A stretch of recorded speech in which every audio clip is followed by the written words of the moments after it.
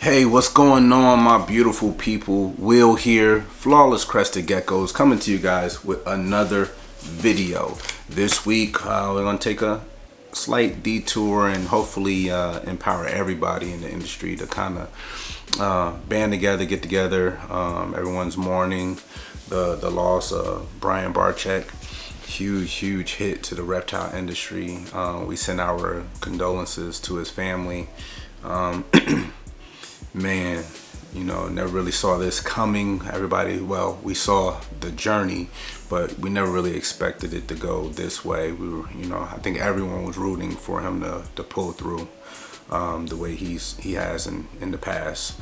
No matter what he's faced, whether it's changing his ways, whether it's learning, whether it's evolving, he's just, for us, an amazing person. And it sucks to lose him as a person and to lose him in the industry. But on a brighter note, we're going to take that and also try to inspire people to do a little bit better, do what you can to improve the hobby as a whole. And with that being said, we have a few Q&As that we're going to address today. So we received, I'm trying to run through them. I think we have 4, and you guys know I like to babble on and on and on. And I don't have my lovely partner Audra with me today. So the first question we received was, I think we addressed it before, but we have no problem repeating ourselves. But someone asked us, for this current breeding season, what's our sex ratios? And I don't even have an answer wrote down for it because the way we breed is quite different. We don't do breeding groups. So I know our males are seeing a significant drop in the number of females this year. A lot of them are going to 1-to-1. A lot of them are, you know, 2 females max. I know last year we had males with 4 and 5 females. We just have so many high in we're looking forward to seeing what they produce type of males that we can kind of tone down the number of females for each male, because we have, in our opinion, so many awesome breedings, awesome pairings going this year, or potentially this year. So typically the answer to the question, if they were looking for, I guess, do we do breeding groups? We don't do breeding groups. Every week we move our male, we weigh him, move him to his next female. If he only has one, he'll stay with that female. We'll check up on them every week, check his weight, make sure he's not, you know, breeding and losing weight, making sure his weight stays at a good weight. And once we pull fertile eggs from that female, we separate them. So that's how we would do it if it's just one female that he has. If he has 2 females, we do it in a similar manner every single week. I believe it's every Thursday or Monday. I think it's Monday, every Monday. Audra does the weighing and switching. I do most of the cricket feeding and everything on Thursdays. But she would do the pairing, weigh them, record the weight, and then move him to his next female. So to go to female number 2 for a week. Then at that week, she'll do the same thing, weigh him, move him back to female 1, and keep going from 1 to 2 every single week. Female 1, female 2, until you pull fertile eggs. Once you pull fertile eggs from one or the other, you just leave them with the female that hasn't produced you fertile eggs yet, and keep weighing them and checking in every week until she gives you fertile eggs. Normally it's really quick if it's only 2 females, and then he's pretty much done and chilling out in his enclosure and getting nice and fat for the following season. That's how we do our ratios and pairings. Next question: what's the biggest frustration? What's some of your biggest frustrations of breeding? I think, on a light note, our biggest frustration, and Audra will be in line with this one as well, with breeding is it seems like every single year for as long as we've been doing this, no matter if it's high whites, if it's Xanthics, whatever it may be, even when we started with cappuccinos, like, it feels like your most anticipated breeding, your most anticipated pairing never goes well. they don't produce, you know, it just never goes well first time around. And we kind of did the same thing as far as with the geckos and the ball pythons, the same way. It's like you have to learn to tend to their needs, have fun with the animals, enjoy them, and just be satisfied there. If they produce for you, they produce for you. It's really been a numbers game for us. That helps us. Everybody is different. We're so I guess OCD that you're always wanting to make sure that everything's okay, and you're constantly, you know, checking in on them, reaching in, you know, disturbing their arrangements and things like that, where it helps us to have more than less as far as the number of animals, because now we can provide care, we can keep checking up on things, we can responsibly ignore if that's even the right word, a specific pairing in efforts to not to disturb them, and we've had success in doing that. The more we leave specific breedings and pairings alone and not kind of gawk over them, we've tended to get more production out of them sooner rather than later.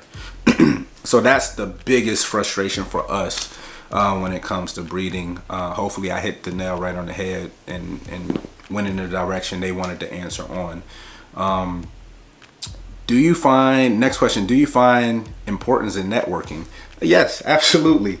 And I feel any niche you're into, whether it's business, pleasure, whatever it may be, you have to kind of network, because being in such a concentrated, you know, industry, Crested Geckos is very small.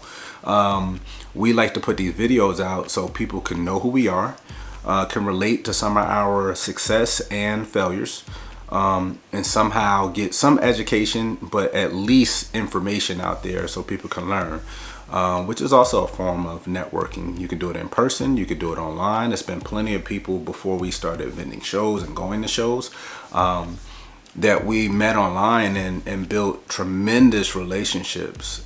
Crimson Cresties, you know, Donna, amazing, she's awesome. And building those types of relationships like that. She's over in the UK. We met her in the first time because she had flown in and came to a Tinley, you know, and it's been amazing. You know, you embrace, you give these huge hugs like, you know, you've known each other for a lifetime. And this is your first time meeting face to face, and you know, you feel like family. So networking is extremely important. It can make and break people, because like I said, in such a concentrated market, you want to be known, and you want to be known as kind, gentle, and helpful, as well as educational. So I don't personally see any downfalls in networking. There can be. I feel like as a brand, Audra and myself, like I said, anytime I say I represent us, and she's the same way. But I feel like as long as you're able to be easily educated, easily informed, but not easily influenced, I feel that you'll be successful, and you should get yourself out there and network. So heed those words. Don't be easily influenced, but be that person, you know, take criticism well, you know, take everything with a grain of salt, gain the information, don't be so combative, research. Just because we say something, research it, you know, anyone, and educate yourself.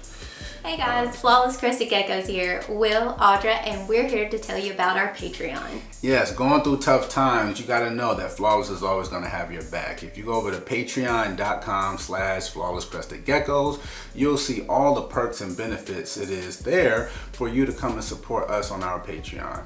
$50 a month turns around and goes right back into your Flawless Crested Geckos savings account for you to use towards your next purchase. Any purchase. We also give awesome benefits such as 5% off the top of the price of the gecko. We get free merchandise, t-shirts, we have stainless steel tables, tools, yes. All kinds of goodies. We also give free shipping to our members all year round, no blackout dates. And, you know, we give awesome tips, or we think we do anyway. That's right. So go over to patreon.com/flawlesscrestedgeckos. And join our family. It's one of our ways of taking the good with the good and leaving the bad where it's at. Last question. Avoiding toxicity in the hobby. I can never enunciate these words properly, but avoiding toxicity in the hobby. I don't know. We don't typically. I don't want to seem high and mighty because we are really humble. We will help absolutely anyone, but we don't really get involved with anything toxic. That's not our lane. We feel like if it doesn't benefit and help us and help the cause and help the brand and help the industry, we don't really want to be a part of it. We don't want to be a part of any, packs where you're attacking people. We want to help people. We want to genuinely help people. But don't get me wrong, if we see something that's going on where, let's say someone is doing something wrong, we have no problem being able to have a conversation with this person if we know the facts of the matter, if we know how to fix it. In our opinion, we can offer up information, but kind of treat it the same way. We have kids, and we're raising these young men. My daughter's grown at this point; she's 20, but we have 3 boys, and they're 12, 13, 14. I mean, at the end of the day, short story time. It's like going into the living room and my son Lucas is playing a video game, and all of them play online, and you can tell when he's playing online because he's screaming at the TV and screaming at the guy with the headset on, and he's playing basketball the whole 9 yards.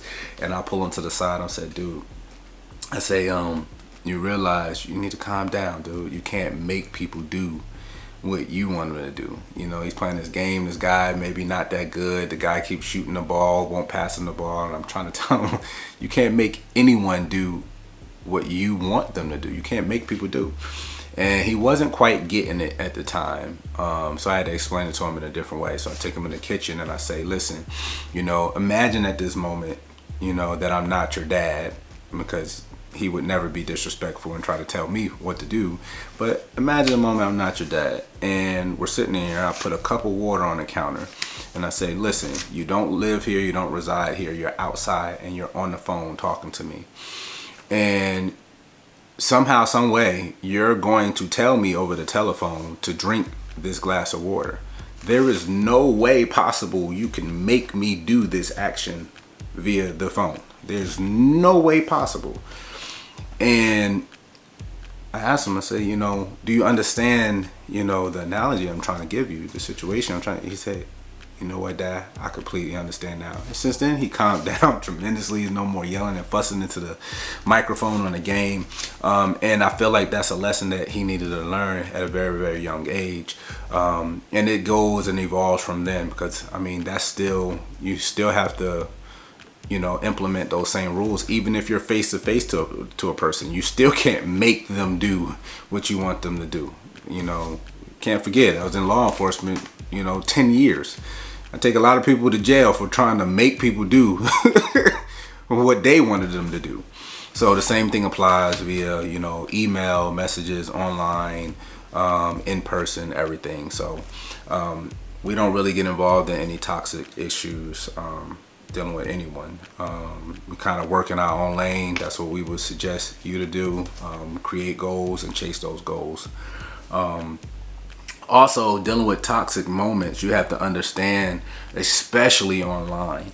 Audra and I, same way in a marriage, you figure. I'm sure some of you guys in your relationships, words get lost in translation. You can tell someone something in person and the tone of your voice can change the way it's received. Imagine trying to process that via a text message or via an instant message or via a comment from a complete stranger. So it's going to be processed, differently. It's going to be received differently by, millions of different people. So we can't always assume the worst, but we also can't always assume the best. So some things need to be explained.